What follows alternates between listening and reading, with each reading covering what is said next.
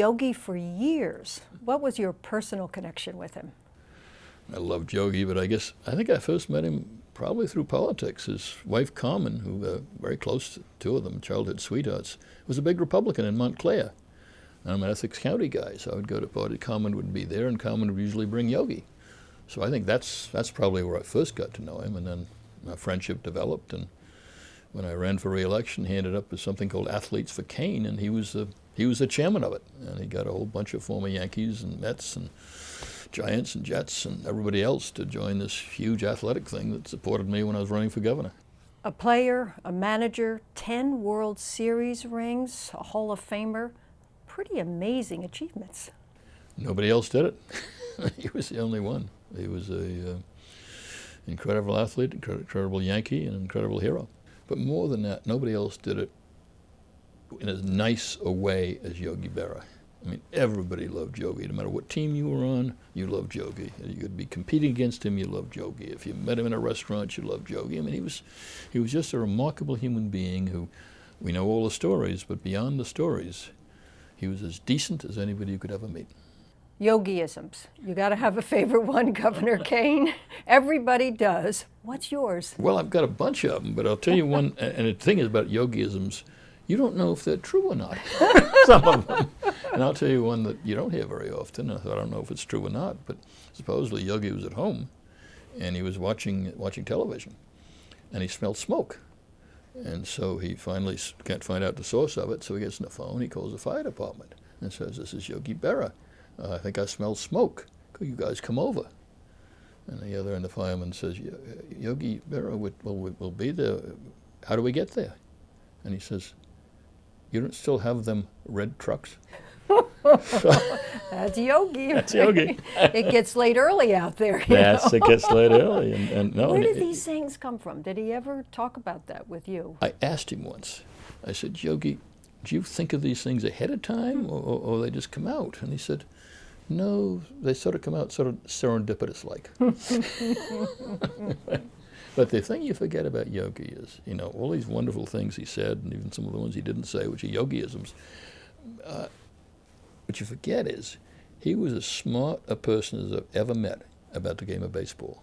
In what sense? Well, he not only loved it, but he could analyze it. So he could look at a hitter and he could tell you what that hitter was doing wrong. He could look at a hitter who was in a slump and say, "You know what he's doing? He's dropping his shoulder. Hit that shoulder up, he'd hit the ball again." And he'd know that, or his knees bent a little bit, straighten up that knee, or whatever it was.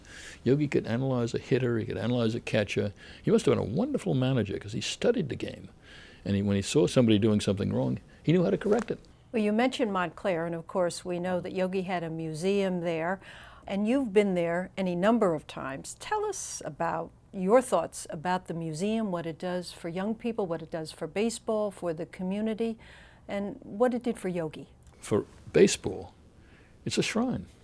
I mean, you take one of the best players ever, probably the most beloved player ever, and kids can go and learn about him and learn what it means to be not only a great player, but to be a great sportsman, to be a great human being, a great person who did a lot of things for other people. I mean, you learn about Yogi there. And Montclair, he was Montclair most of his life. I mean, he and Carmen lived there. They loved the community. They took part in it. They raised their children there? Yes, they did. So Montclair was very important to Yogi.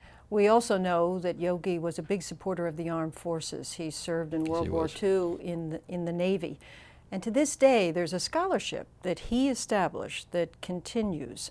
What does that say about the man?